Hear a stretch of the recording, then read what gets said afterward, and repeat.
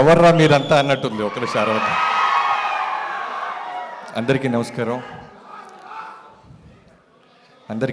అండి. ఇక్కడికి వచ్చిన మీడియా మిత్రులకి, కార్తీ గారి ఫ్యాన్స్కి, స్టేజ్ మీద ఉన్న మా డైరెక్టర్స్ అందరికీ. మధురా శ్రీధర్ గారు కాల్ చేసి రమ్మనగానే నేను ఇమీడియట్గా 1 సెకండ్ కూడా ఆలోచించకుండా కార్తీ గారు ఉన్నారనగానే వచ్చేసాను. అంటే అంత హ్యూజ్ లవ్ ఆయన తెలుగు ఆడియన్స్ నుంచి గెయిన్ చేశారు. జనరల్గా మన తెలుగు వాళ్ళం చాలా సినిమా పిచ్చోళ్ళం, మనకి ప్రాంతము, భాష ఏ సంబంధం ఉండదు. పిచ్చిగా ప్రేమించడం తప్ప మనకేం తెలీదు. అలా ప్రేమించిన దాంట్లో చాలామందిని మనం థియేటర్ దగ్గర దాకా ప్రేమిస్తాం. బట్ కార్తీ గారు, సూర్య గారు థియేటర్ నుంచి మన ఇంటికి వచ్చేసారు, మన బైకుల మీద, మన ఆటోల్లో, మన బస్సుల్లో. సో మన ఫ్యామిలీలో పార్ట్ అయిపోయారు వాళ్ళు. సో మీరు సూర్య గారు తెలుగు, తమిళ అంటే ఖచ్చితంగా మీ తెలుగు అనే చెప్తాం, మాకు వేరే ఏ తెలీదు, అంత ఇష్టపడతాను సార్ మిమ్మల్ని. మీ యాక్టింగే కాదు, I admire your selection of script sir. First నుంచి మీ ఫస్ట్ డెబ్యూ పరుతువీరం దగ్గర నుంచి. అంటే నాకు ఎప్పుడు రవితేజ గారు ఒక మాట చెప్తుంటారు, ఏంటి సార్ ఇవాళ రైస్ తినట్లేదు మీరు, చపాతీ, ఓ రోజు ఏమో ఓన్లీ పన్నీర్ తింటున్నారంటే బాడీని మనం కన్ఫ్యూజ్ చేయాలి బాబీ. సో అలా ఆయన సెలెక్షన్ ఆఫ్ ఫిల్మ్స్ అలా ఉంటాయి, కన్ఫ్యూజ్ చేస్తారు. ఒకసారి మే ఎలగన్ అని చేస్తారు, ఒకసారి కాశ్మోరా అని చేస్తారు, ఒకసారి జపాన్ అని చేస్తారు, ఒకసారి ఖైదీ అని చేస్తారు. ఏ సినిమాకి నెక్స్ట్ సినిమాకి సంబంధం ఉండదు. సో అంత బ్రిలియంట్గా సినిమాని సెలెక్ట్ చేస్తూ ఆయన యాక్ట్ చేయటం నిజంగా చాలా చాలా గ్రేట్ కార్తీ గారు. మీకు ఒక ఎగ్జాంపుల్ చెప్పాలి.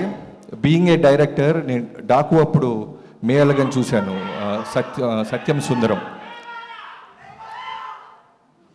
ఉంది, వస్తున్నారు, అఖండ 2తో వస్తున్నారు, అరుద్దాం. సో ఆ మే ఎలగన్ చూసిన తర్వాత మళ్ళీ కొన్ని రోజుల తర్వాత ఓటీటీలో I have a 7 years daughter sir. సినిమాలు ఇంట్లో చూస్తుంటే తెలియకుండానే ఏడ్ చేస్తున్నాను. నా కూతురు నా వైపే చూస్తుంది, మ్యాక్సిమం నేను దాచుకొని ఇలా పెట్టుకుంటూ ఏడుస్తున్నాను. డడ్డా ఇది సినిమా, నువ్వు డైరెక్టర్వి అయినా ఏడుస్తున్నావు ఏంటంది. అవేమీ తెలియకుండా డైరెక్టర్ అని మర్చిపోయాను, సినిమాని మర్చిపోయాను. That's how you acted with Arvind Swamy గారు. బెస్ట్ ఎగ్జాంపుల్ అది మీ పర్ఫార్మెన్స్కి. ఏడుస్తూనే ఉన్నా సినిమా చూస్తున్నంత సేపు. So one of the finest actors we have. ఇంకా ఈ సినిమా గురించి చెప్పాలి అంటే ఖచ్చితంగా నలన్ స్వామి గారి గురించి మిగతా నా కొలీగ్స్ అందరు చెప్పారు.